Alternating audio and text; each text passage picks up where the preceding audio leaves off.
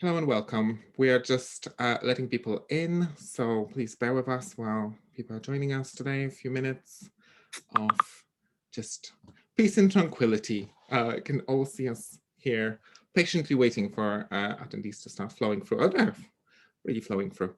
Wonderful. You'll have opportunity to ask questions.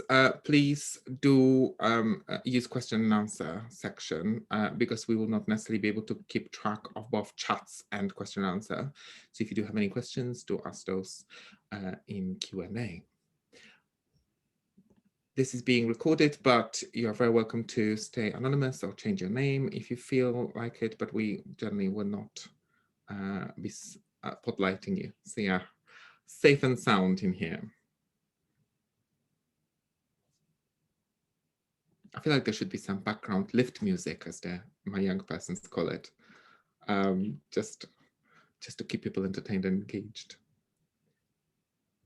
Okay, we'll give people one more minute just to be on a safe side.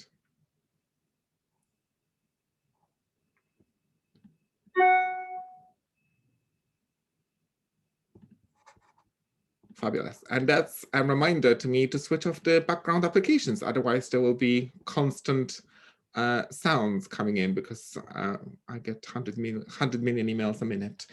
So that's a good reminder. So this is being recorded simply for kind of posterior, I suppose, because we would love to have this as a resource and use it moving forward. Thank you all of you for joining me today in this panel discussion where we'll be discussing the intersection between faith and LGBT plus identity. You have all very kindly agreed and spent with me this evening to have that conversation. So without further ado, I'm Lucas. I'm the Executive Director at Mosaic LGBT plus Young Persons Trust. We always say the standard spiel, as it were, is that we're here to support, educate and inspire LGBT plus young persons. Needless to say, this is borderline of support, educate and inspiration, hopefully, to all of you. So do spread the word. We're here as a resource for young persons aged 13 to 19 across London, as we are a pan-London organization. And we're joined here today by an amazing panel, may I say it myself. So I wanted to just start with the introduction. So if you wouldn't mind sharing with us your name and your gender pronoun and kind of your journey to reconciliation, which is going to be our opening question. So starting on a deep, I'm afraid, but you are all briefed about it. Can I start with you, Jane? Thank you, Luxak. My journey's been a challenging one. I didn't come out till I was 40, having gone through years of conversion therapy, and as a Christian, believing that who I was intrinsically wrong, and I couldn't square that circle of how could God create me as someone who longed to be loved, who longed for intimacy, and yet found the object of that love, another woman, what I thought was forbidden fruit. And the journey there is probably one for a better day, but the verse I really hung on to was, I am fearfully and wonderfully made, which is from the Psalms in the Old Testament, Psalm 139, verse 14, that I passionately believe that God does not make mistakes, that the God that I believe in knows every inch and part of my being and knows my desires and wants to fulfill them. And as I gradually began to embrace that and see the transformative power of love, when I found myself in a relationship, I met a wonderful woman just after I came out. And even then I was questioning whether I could reconcile my faith and my sexuality at that point. I actually thought and feared that I was walking away from God. And I suppose I said to myself at that point, well, God knows I've tried everything possible to change who I am, to go through conversion therapy, to pray the gay away, and it hasn't worked. So God will have to forgive me for walking down this path, because otherwise it was going to kill me. I'd sadly been in hospital fighting for my life. I had had 2 major breakdowns, and I frankly did not want to continue with my life, and so the only option had been for me to come out. But it was when I took those baby steps, when I suddenly started to embrace the woman that I had been created to be, that I found the most extraordinary joy, hope, peace, love, all what I would call the fruits of the Spirit, the fruits of what God's love is all about. And I found that God was as present with me as they'd always been. And it's been a long journey. I think there are days where I still, if I'm very honest, question why did I have to go through such a horrible journey?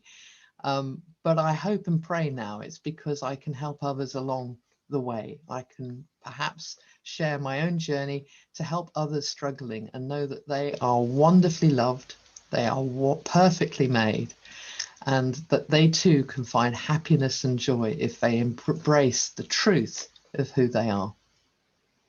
Such a wonderful and inspirational story, very on brand for our inspirational element of the mission. Thank you ever so much for sharing this, and such a heart and touching story to hear. So thank you ever so much for being so honest with us today. I was wondering if I can ask you, Imam Daayiee, to kind of come forward next, just to tell us about your name, your gender pronoun, and what was your journey to reconciliation, I wonder. Well, my name is Daayiee Abdullah, and my gender pronouns are he, him. And my journey started at a very young age. At 8 years old, after being baptized, I grew up in the Southern Baptist Church.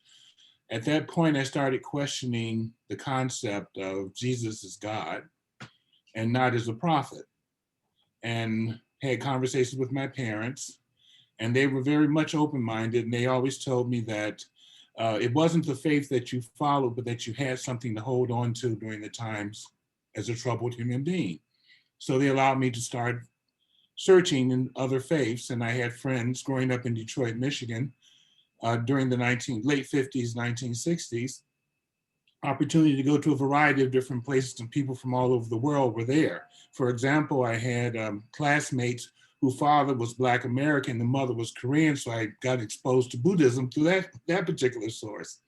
And by the time I was 15, I had not chosen another faith, but found that metaphysics was the thing that gave me something to hold on to.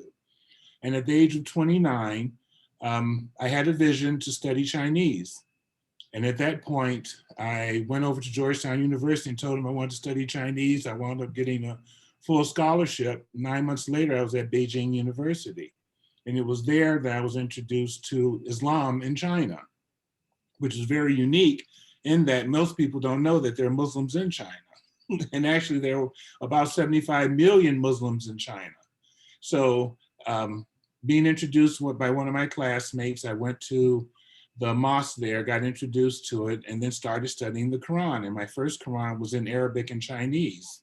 And the Chinese was more like a tafsir, or an explanation of the Arabic. And after about 3 months, I decided to convert.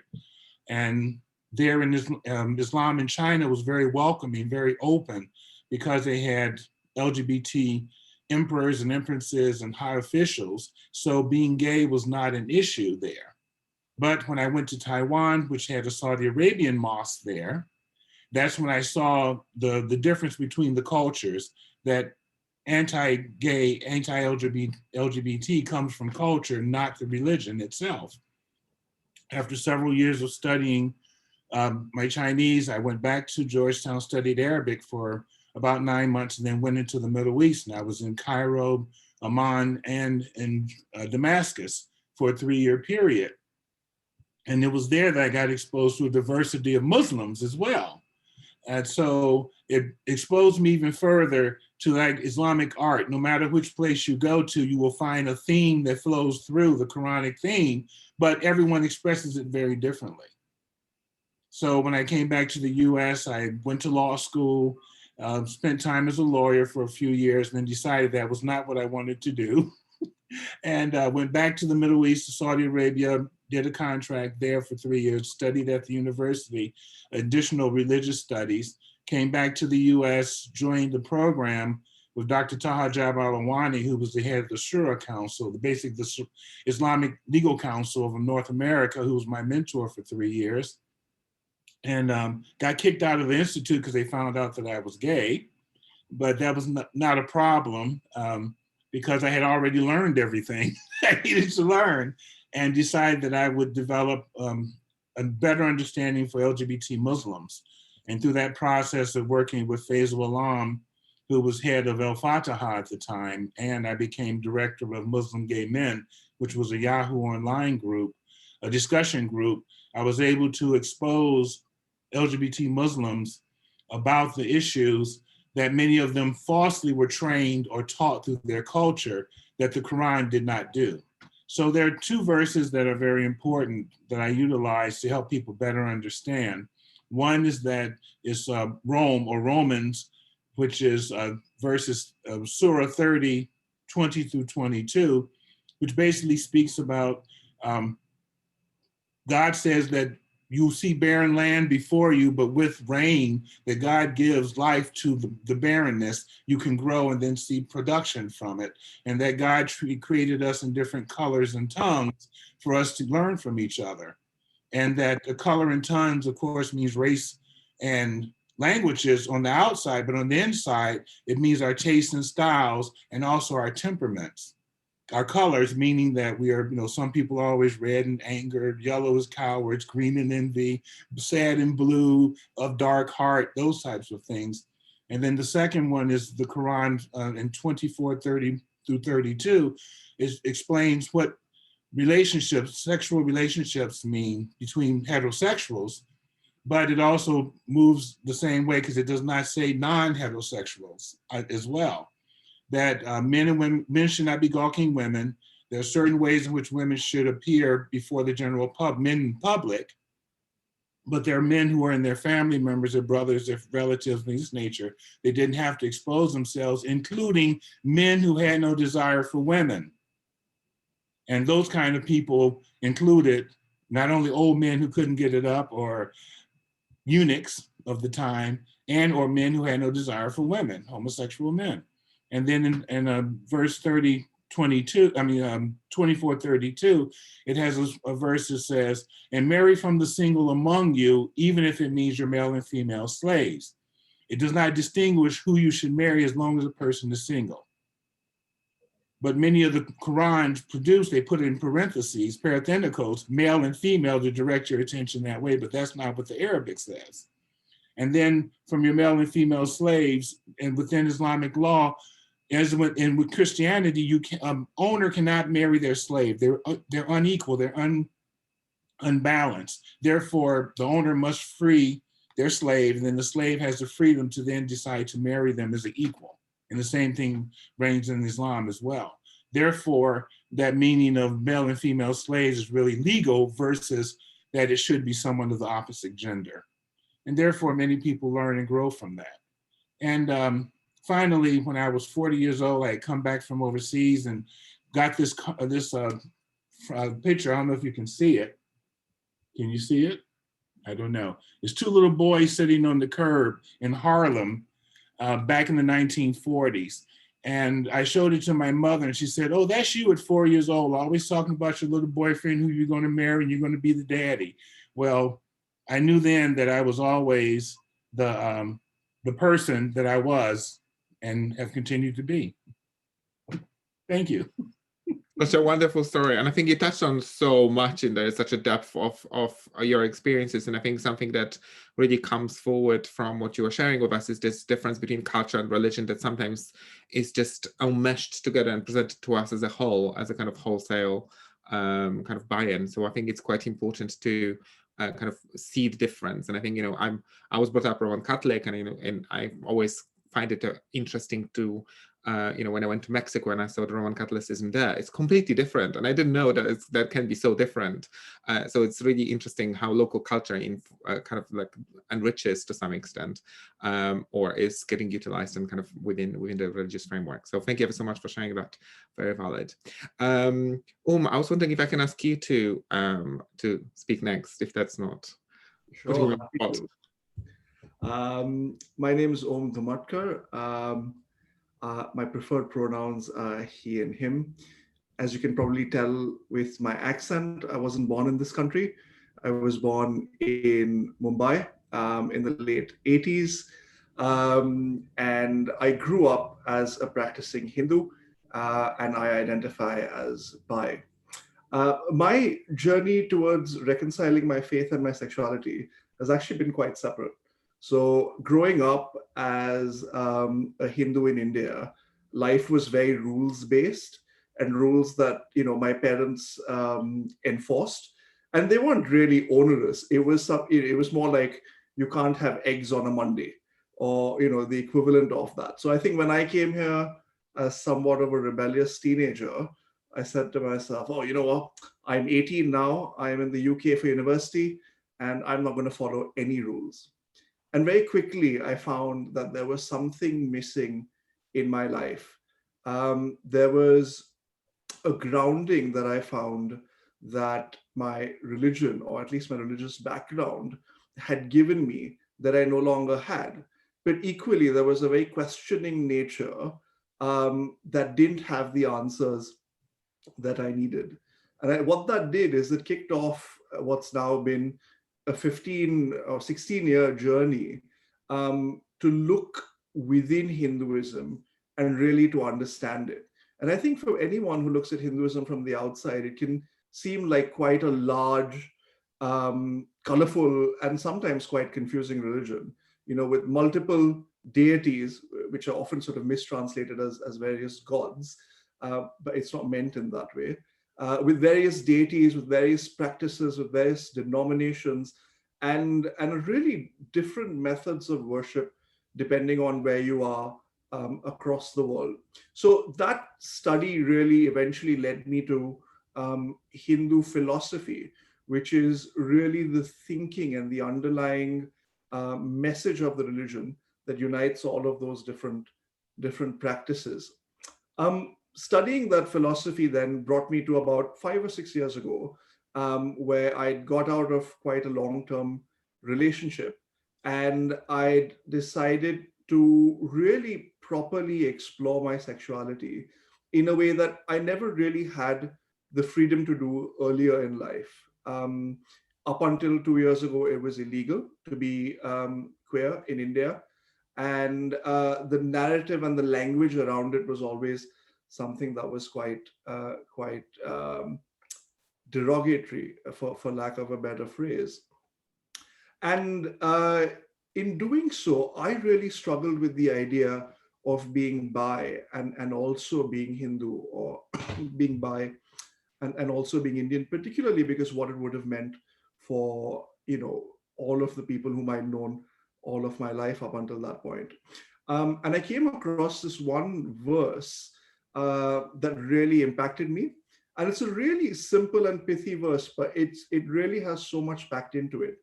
And in Sanskrit, it is Tatvamasi, which means that the truth that you seek, you are. And effectively, whoever you are on the inside is what you should be seeking, rather than how we present ourselves externally, or how others indeed might judge us.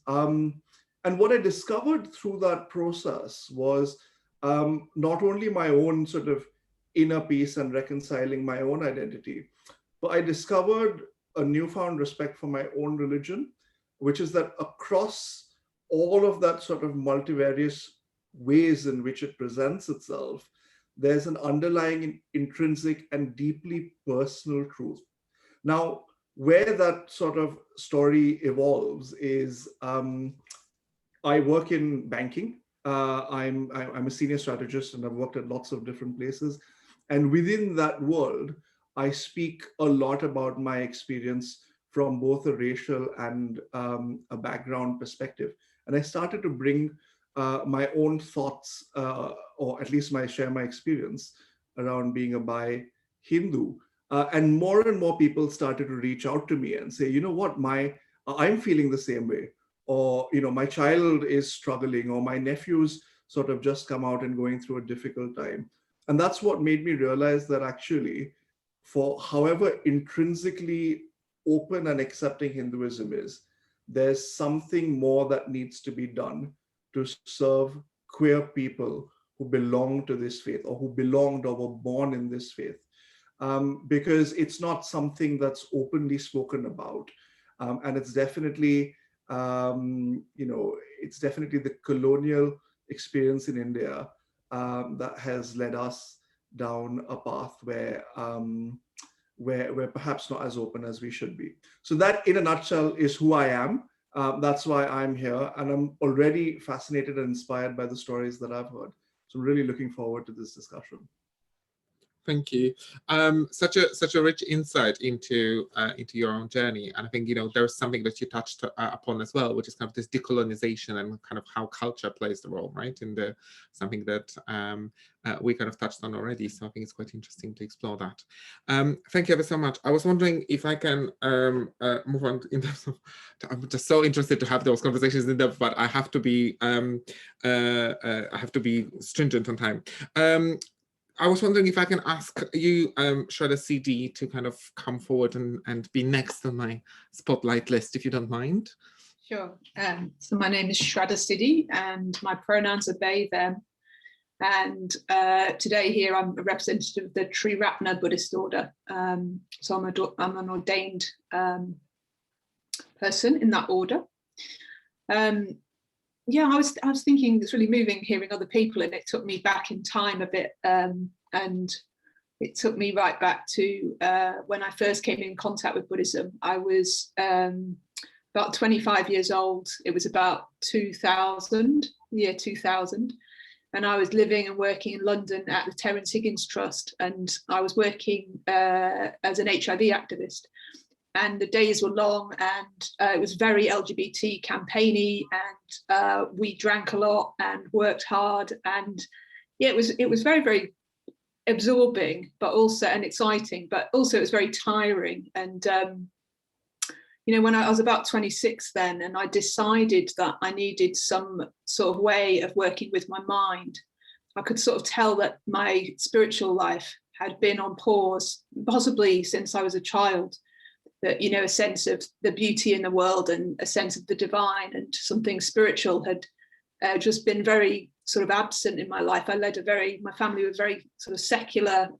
If there'd been a church for atheists, my parents would have run it. They were just very materialist, and I remember quite at an early age being quite interested in Christianity, but my parents sort of moving me on, as it were, saying, you don't want to do that. So I taught myself to meditate when I was 26, and quite soon afterwards I asked a friend of mine about a Buddhist center. I asked about where could I learn to meditate, where could I learn to work with my mind, and she was a queer friend, and she said, oh, why don't you go to the Buddhists? And she said, why don't you try the London Buddhist Center down in the East End of London? And she said they won't try and convert you. And that was very important for me to, as a 26-year-old, to know that I could go somewhere, I could learn meditation without fear of being converted. And I think because I'd been out since I was 16 as a queer person, I was sort of terrified that any organized religion would try and convert me somehow, and also would leave me with part of my life split off, that I'd have to obey certain rules, and, things like not having sex with who I wanted to have sex with. And so I was quite scared of organised religion, but my friend said, oh, there's a bunch of queers down at the London Buddhist Centre. There's a lot of teachers who are gay. The founder was gay. And so I sort of emerged in there, and it was really helpful to see other LGBT folks around. So it was very sort of positive experience. And I immediately knew that it was a very different environment to my usual living and home and work environment. There was a sense of that we could connect on a deeper level together, that we were having conversations that were unguarded, and it wasn't in a bar, it wasn't in an LGBT bar, which was the only setting that I could find that was queer at the time. So it meant a lot to me that I'd found a place that felt safe, and also where I could discuss sort of matters of the heart more and the mind. I was just thinking about what sort of scriptures inspire me. I think the whole philosophy of Buddhism inspires me. Like Buddhism doesn't have a central text. It has libraries and libraries worth of scriptures. But really, for me, being a Buddhist is about doing something with my mind. So meditation is very important in Buddhism, but also the practice of ethics, and also the way we reflect and interact with the world. So, you know, Buddhists believe that the world in a way is not quite how we perceive it, that, you know, there's no sort of separate I and a separate you out there, that, you know, through a sort of experience and a more meditative mind, we can just acknowledge more of our interconnectedness. And that's, you know, led to a lot of feeling in me, particularly being a queer person, and a lot of exploring my own emotions, which were very shut down. So sort of Buddhism and the sort of spiritual life that I've led has led me to become a bit more integrated, a bit more whole. And yeah, I was thinking the journey still continues, because we were talking, weren't we, about, you know, our reconciliation. And I think reconciling sexuality and faith is just an ongoing process, and also gender identity. You know, I'm part of a Buddhist movement that has a single sex training process for ordination. So I sort of, as a queer, non-binary trans person, sort of shoehorned myself into the women's part of the movement about 10 years ago. And I was ordained in that part of the Buddhist movement that I'm in. But these days I would probably shoehorn myself into the men's side. So, you know, I think it can still be very damaging, the way we enact our religions, you know, and the structures we have, because we're just people, aren't we? And we're all part of this colonial, you know, racist, patriarchy, capitalist, you know, everything that's in society is in a church or a Buddhist center. And so, you know, I do quite a lot of work with particularly younger LGBTQ folk, and particularly non-binary people and trans people, to see if they can also reconcile their faith with some of the structures that don't really support them. And so I think it's still ongoing, that journey for me. That helps me integrate my gender identity and my sexuality, just being with others who are trying to do that too, which I think also captures some of the spirit of Buddhism. You know, it's about sort of working with your mind and looking at the changes it brings. You know, are you kinder? Are you wiser? And I love that sort of flavor, that kind of energy. So yeah, that's some of my ongoing reconciliation work, if you like. Thank you. I think if I may just share an observation, I think it's quite interesting, your journey for reconciliation, because you also were talking about, if I may, you were talking about the fact that you found the queer community within, I say, kind of walked into this kind of bunch of queer people, if you pardon the pun. So I think it was quite an interesting journey, because it kind of somehow is different to some other stories that were shared, which is kind of very much kind of trying to find your place, because they've not saying it was in existence. And I think this is why I think maybe there's so much movement around kind of different religious groups formulating their LGBT groups within it, to kind of give people the same feel. So I think the journey to reconciliation can be both through that kind of social as well as kind of scripture and kind of learning works we have explored here before. So it's quite interesting to see how diverse that can be, and how many different options are there. Yeah, I don't think I'd have done that well in a more socially conservative Buddhist environment, of which there are many. So it was very much picking somewhere where, you know, I knew I'd be welcome. So yeah. Fabulous. Thank you so much for sharing and being so open with us. Last but by no means least, apologies. I was wondering if I can invite you, Judy, to tell us about your journey to reconciliation. Thank you so much. First I want to say thank you for inviting me onto this platform as well, with my colleagues here. It's actually good listening to others as well, because then you recognize your own stories amongst all of them. My name is Judy Mccauley. I'm the founder and CEO of House of Rainbow. My pronouns are he, him. My journey towards reconciling faith and sexuality probably began when I was conceived in my mother's womb. I can really kind of say that right now. I was born in a Christian home, quite conservative family. And my father is a minister as well. He's a minister of the gospel, and also very conservative, from Nigeria. And you know, one of the things I always recall on my own journey of reconciling faith and sexuality is that the Bible in itself should be like a rated book. You have to lock up the Bible from anyone under the age of 18 and give them the appropriate book to read first. You understand me? And I'm sure this is going to develop in the conversation that we're having tonight. But I discovered scriptures. I discovered Leviticus when I was about 13 years old. Those two verses that went on to condemn same-sex relationship in its literal interpretation, it scared the life out of me. And for the best part of my teenage years and my 20s, those verses, haunt me, because I felt differently, before I saw those verses. And of course, it did a lot of what I believe was a spiritual damage in my own life.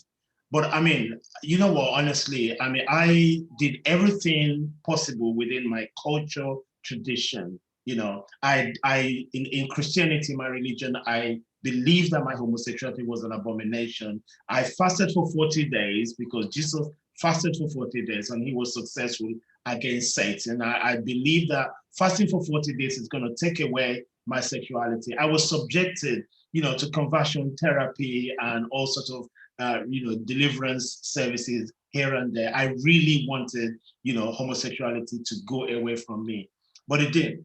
It didn't. So, I mean, along the way, I got married to a woman. We have a beautiful child together. I can't believe that my son is 28 years old now. So, but I mean, what I'm trying to say is that, if I was raised with a better knowledge and pastoral care of my own sexuality, I wouldn't have gone into a marriage with a woman that end up in an extremely acrimonious separation and divorce. I mean, that hurts me because, I married somebody that I shouldn't have married in the first place. So there is this combination of religion, cultural tradition that I think was a misfit for me. But you see, the journey of reconciling faith and sexuality actually starts with you. It started with me when I started asking questions.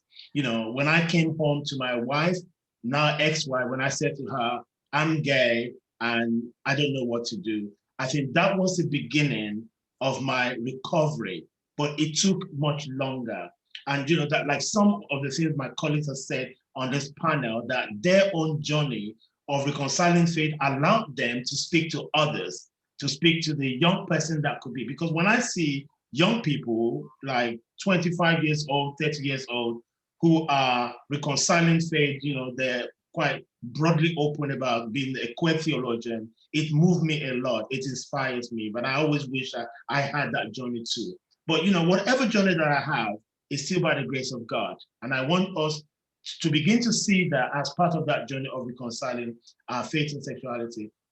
The other thing fairly quickly is that, I'm someone that asks a lot of questions. I trained under my father. My first theological training was under my father. It was extremely conservative. I thought I was being boxed up and being locked up in something that I couldn't get out of. Then I discovered the Metropolitan Community Church, where I trained with the Metropolitan Community Church. I went to many conferences in the US. Pacific School of Religion was my favorite places to train. And I was really excited that the Bible that I thought was a weapon was actually a source of joy for me.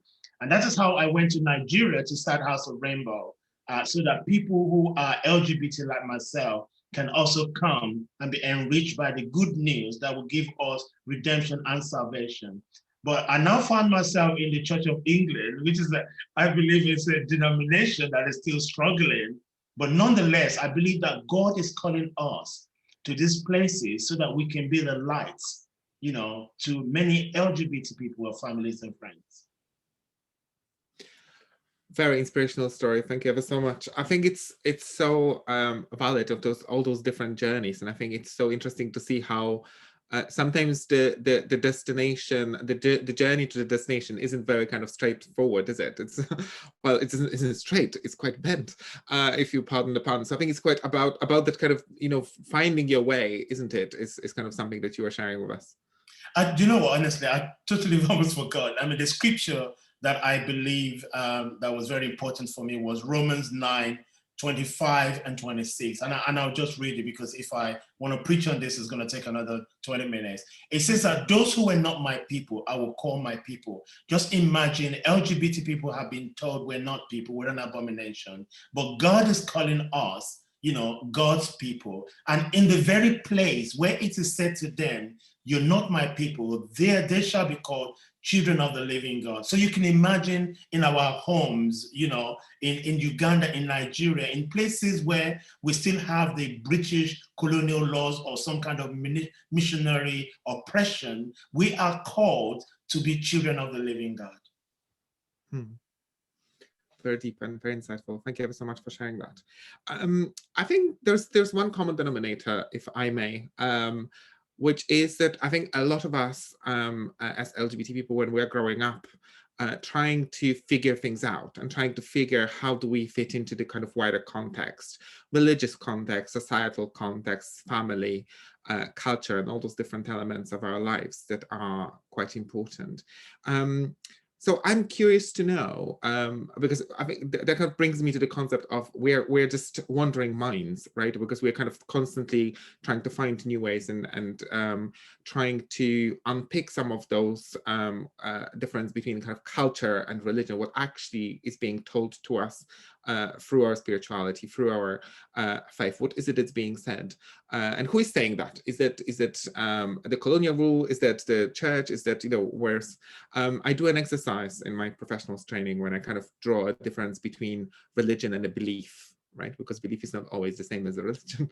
And it's quite eye-opening for a lot of people to realize that. So I'm curious to know, and if I can pose a second question, to see what is it that you wish religious education looked like? Because I feel like a lot of the times it's quite divisionary and it's quite silos taught. It doesn't really encourage that kind of more cohesive learning. You know, I feel like there's a lot of stuff lost. So I'm curious to know, what is it that you feel you would have liked to learn, either about your faith or another faith, perhaps, in religious education in school? So a very in-depth question for not that much of a time. So I'm curious to know if I think I'll go back to the front. Jane, how about you? Can I start with you? Would that put you under pressure? No, not at all. In fact, it's an area I worked in for a bit. I know he's not someone everybody loves, but Tony Blair, when he left office, set up a faith foundation, and I was one of his directors. And one of the pieces we did was to work with different schools, particularly religious schools, to connect them so that they could have experience of, quote, the other.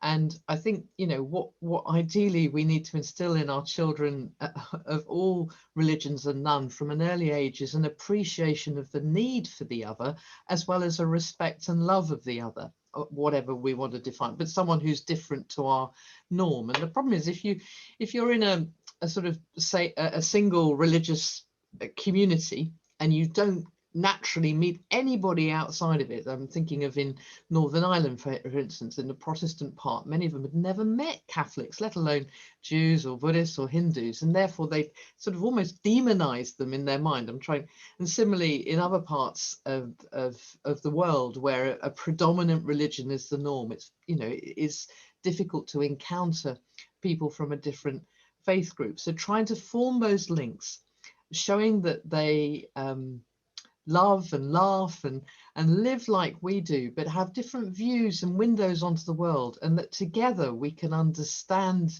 the world better when we embrace each other, is something I wish I'd had at school. And I know, in fact, just talking to young people, they're far more better at understanding diversity than most of the senior clerics in the Church of England, if I'm pretty honest, because I think we've learnt how to embrace that in our children, but that needs to be the central curriculum in my mind. Very much so. I wonder if you could share some of your experiences. And you're obviously, you told us that you have had education abroad, so I wonder how that looks like, and maybe we can learn something from it. Yeah, so I mean, growing up in India, there was no religion in schools, even though as a society, it's very openly multi-religious.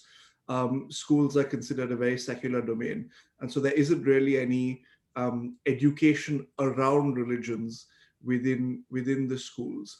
But I think similar to Jane, I think it would have been really helpful early in life to have had, you know, visible queer role models. I think we underestimate the impact of just being able to see someone who identifies or expresses in a particular way and being able to resonate with them, if not in, if not in terms of this is how I feel, certainly in terms of this person and this view and this way of presenting themselves are valid ways of being. I certainly didn't have that whilst I was growing up. I learned of the phrase gay when I was 13, and it was only in a highly pejorative and derogatory sense.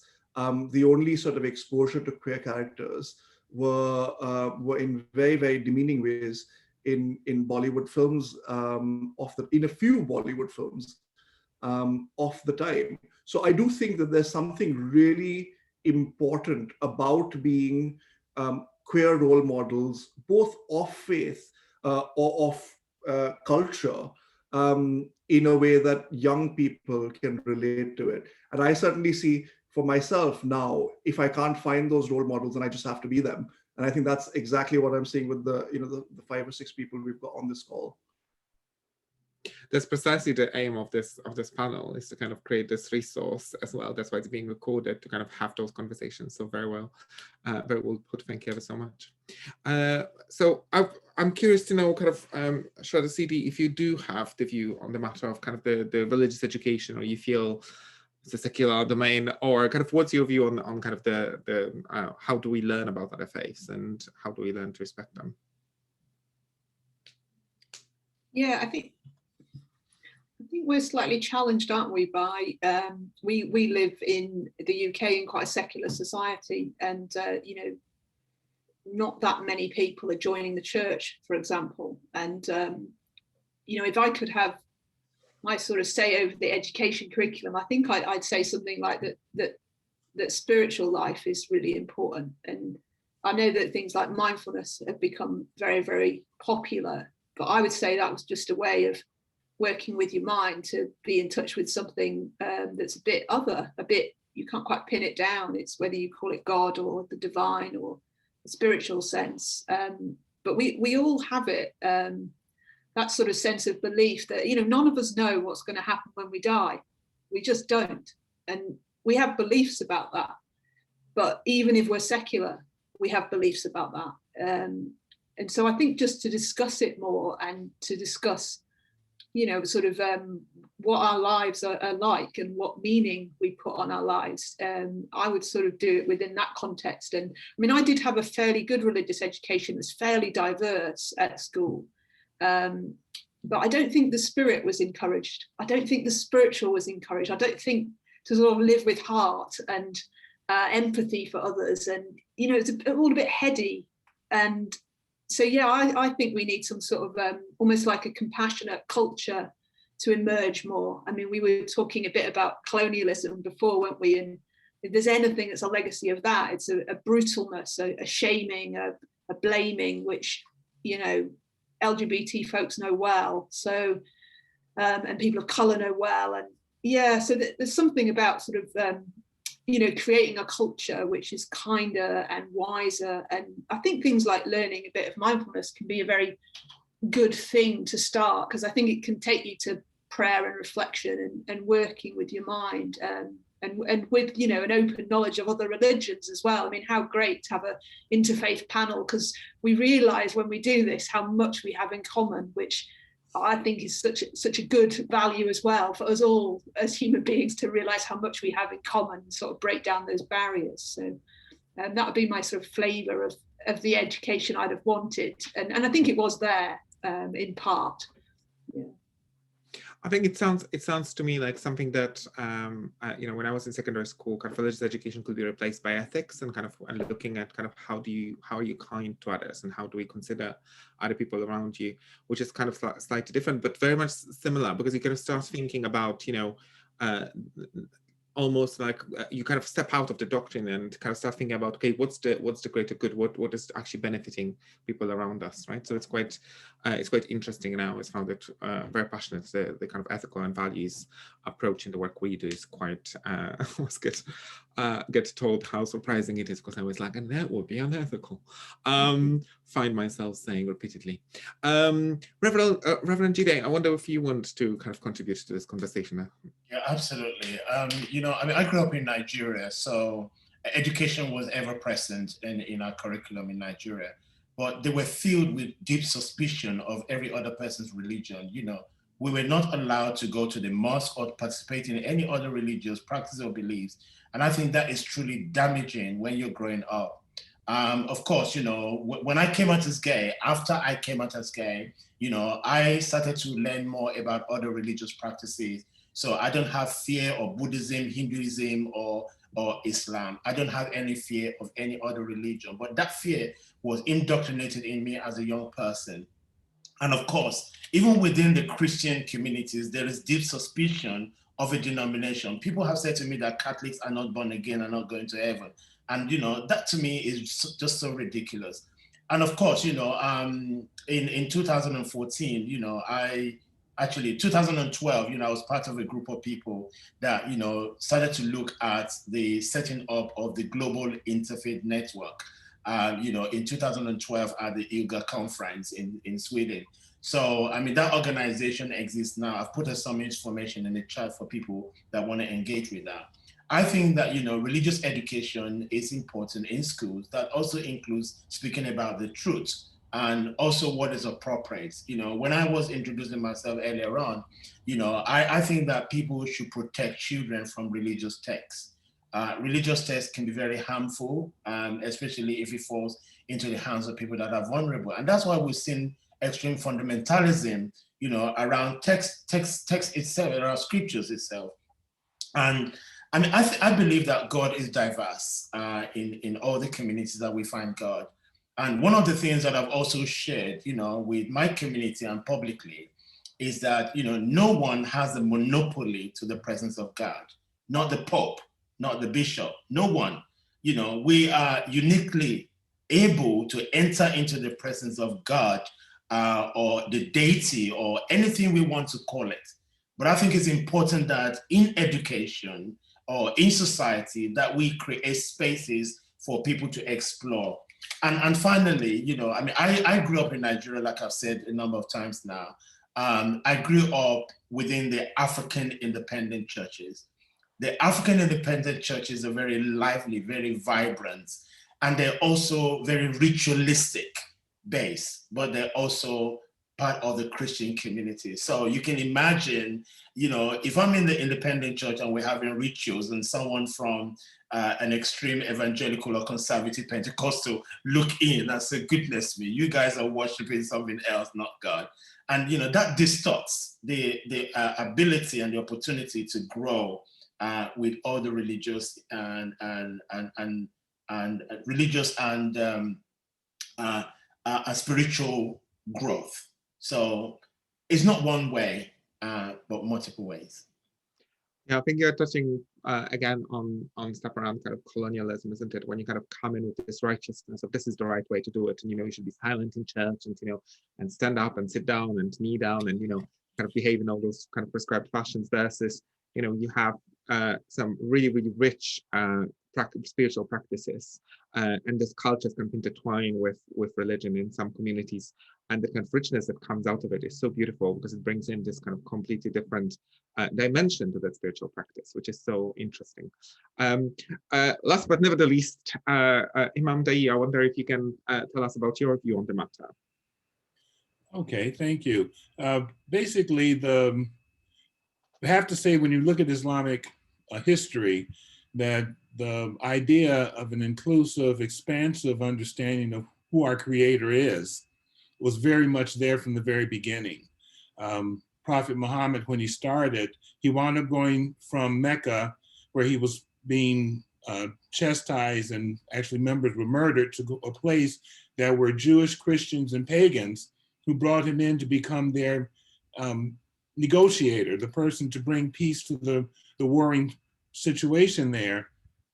And there was no restriction on your faith, but camaraderie, building a community together.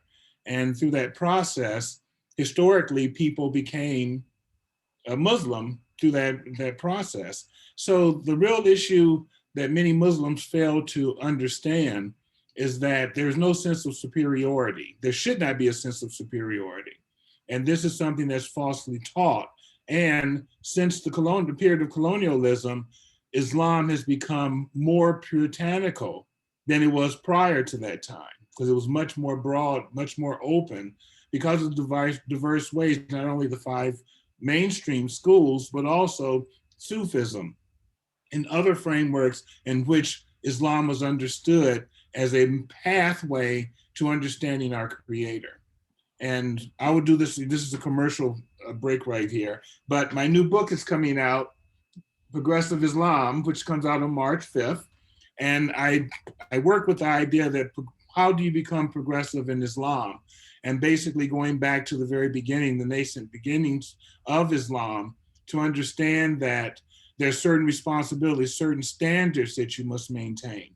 And as those standards are not limited to a way how people may understand it as their particular way, as I said before, culturally, but it's one that's even bigger than that. For example, understanding the Declaration of Human Rights and making that our standard for legal understanding of all people's rights. And if you can't meet that standard, you have to grow. If your standards are below that, then you have to grow to that standard. Therefore, globally, you're able to deal with every human being, regardless of their religious beliefs, as we as human beings. And that's the thing. People have to grow to meet a higher standard. And that's the problem with religion. Too often the sense of superiority, that's a false sense of superiority, is there. And sometimes it's quite difficult to, I think, treat people who are completely different to us with the same level of standard behavior, right, and the same conduct. And I think this is where those kind of conversations are quite helpful, because we kind of have to reach across the divides and say, well, you know, I'm not particularly, I'm not religious anymore, but like I still believe people have rights to have religious belief. Like I'm prepared to die on that hill, as a friend of mine says repeatedly, because there's something about, you know, it's a fundamental human right to have a religious belief. I might not have one, but then I will defend your right to have one, whatever that might be, as long as it's not harmful to others. I think you're very right. You know, I'm sorry to butt in. And no, something that someone said to me, and you know, it was an African, a Black African as well, for that matter. They said, Judy, you're a disgrace to Africa because you've embraced the colonizer's religion. And you know, it's like, where does that leave me? I'm Black, I'm gay, I'm a Christian, and then there are still many issues. So. Well, you know, some people would say that the homosexuality is non-African. So, you know, you're kind of you're a disgrace on more than one front, if I may quote oppressors. But that's not what I'm saying. I'm just being obtuse. So I think that brings us very neatly into kind of closing remarks. And one of the very good questions, well, all of the questions are very good, and you were all very good at answering those and typing away. Thank you ever so much, my panelists. You are doing amazing and splendid job. I'm curious to know, because one of the questions was around what is the message to younger self, and I think I really love that, because it brings us back to the kind of kindness and almost like self-compassion. So maybe something that we should all be a bit more conscious of. If you were to meet your teenage self, what would you tell yourself? What would be the message that you would give yourself? Like, imagine we have this magic power, throwing some glitter in the air, and off you go to speak to yourself in a younger years. I'll give you a second to think. If you know, can you raise your hand so that I don't pick on you if you're not ready? Oh, here you are. Can you get us started? Yeah, I mean, the message that I'd give myself was the same one that I encountered 5 years ago. You know, the truth that you seek is within you, and the strength and power that we seek is within ourselves. I mean, if I were to put a religious bent to it, the entire pathway of Hinduism and actually many Eastern religions is to reconcile our identity from that what we think we are to what we truly are, and that sense is divine. And I think that actually puts a lot of queer people at an advantage, because we've already had to travel such a long distance with our identities that actually, you know, we're experienced. We're the ones who already face the challenges of who we might be and who we actually are is greater than that. So if I were to meet myself, 15, 20 years ago, that's what I'd say to them. Fabulous. Thank you ever so much. That's very in-depth and very much appreciated. I'm quite curious. Shada Sidi, you've raised the hand at the same time, so I don't want to kind of put you off. So go on. What a good question, isn't it? I think what I'm left with is a sense of, growing up through my teens, 20s, 30s, but I've got a really large sense of a need to belong. And, often that's led me to explore the spiritual life.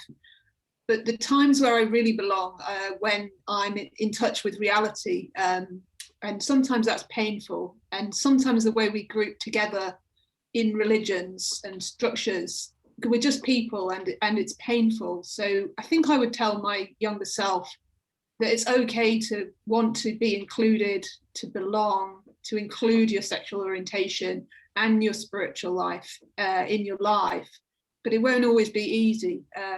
And it may well be quite painful, but it's also hugely rewarding.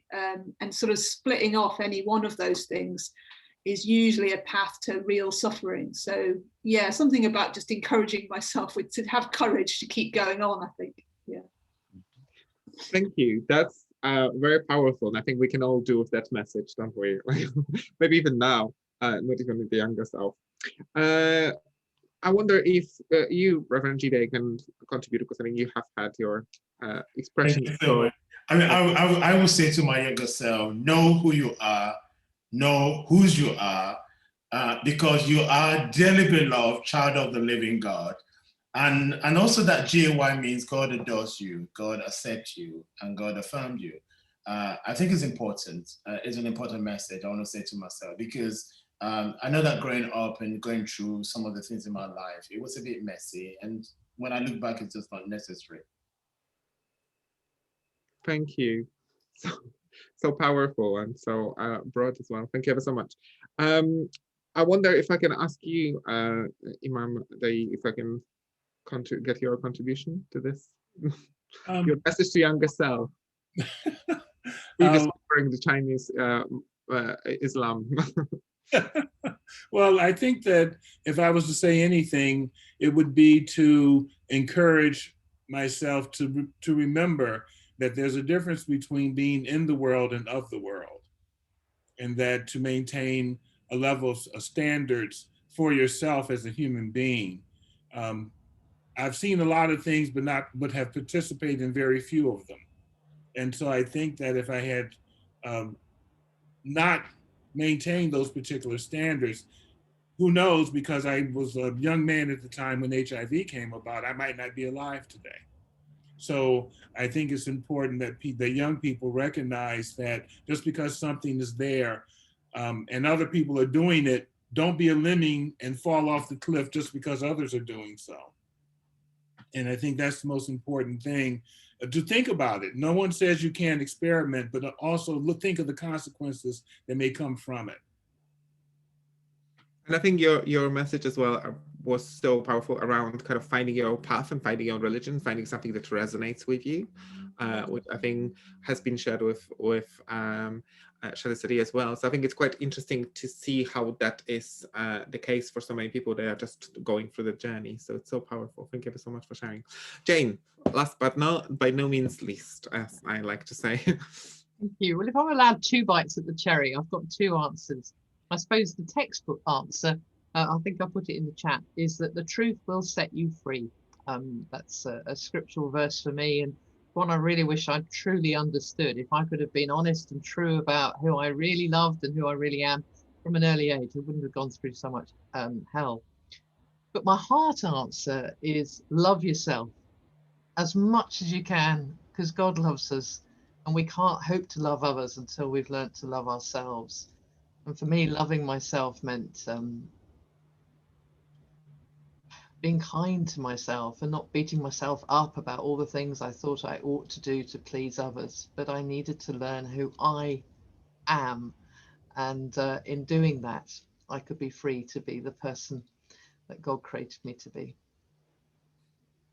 bringing the whole authentic self. Thank you so much for that message. I think in Berlin, they are preparing to build a space of worship for both the Jewish, the Muslim, and the Christians together, which is so, I think, modern and progressive and so lovely to see. And I think more and more Imams are coming out, and in India there was a prince who officially came out and very much at the forefront of it all. And I think there's so much more conversations happening, and I think having this panel and having you here proves the fact that we can have those conversations, and there's not really that much of the division as some press titles would like us believe. I'm not going to name any Daily Mails, but I think it's quite important that we recognize that we actually have got far more in common. And I think the fact that all our journeys through reconciliation, through finding ourselves, and then kind of concluding of bringing full self into our spiritual practices, whatever those might be, are all our journeys and equally valid. And I think we just have to be a bit more kind to ourselves, a bit more compassionate towards ourselves, and look out for other people who might be a bit behind us on the journey, but we can definitely help them out. So this kind of brings the event to the end. I don't want to push you any more. I think we have contributed so much. There are some responses that have been made to all of the questions in the question and answer box. So thank you ever so much, all the panelists, for doing this and typing frantically in the background while still making amazing contributions and looking very kind of sturdy while you're trying to do your stuff in the background. And very lovely. So thank you ever so much for that. To all the attendees, I wanted to say thank you ever so much for making the time today and joining us live. You will receive recording. Those of us who couldn't join us, because obviously this is quite difficult time, so some people could have not joined us today, will receive a recording as well. Please do evaluation form because it helps us to improve. I would like to apologize for lack of the Jewish voice in this conversation. We have tried to find a rabbi repeatedly, frantically looking and emailing and messaging and using Twitter and emotionally blackmailing people, and we haven't managed to on this occasion. But so we're quite aware of that being the case. This is by no means by design. We wanted to include all the voices. We're trying to increase diversity from the previous panel where we have had a gay rabbi, so kind of tried to balance it out with less Abrahamic, with non-Abrahamic religions this time. So, so apologies for that. This wasn't by design. We, by all means, would like to welcome all faiths. We will have a follow-up at some point. I do hope that you'll be able to join us then. And I wanted to say massive thank you to all the panelists, to Mosaic team for the support they have given in preparation and around to this event, putting through the marketing and dealing with me being frantically running around and telling them what to do on occasions. Trustees who are very supportive of this work, and all the young persons who are a true inspiration behind everything that we do as an organization. Thank you again and have a lovely evening. Thank you. Thank you. Bye. Thank you. Bye-bye. Bye. Thank you. Bye-bye.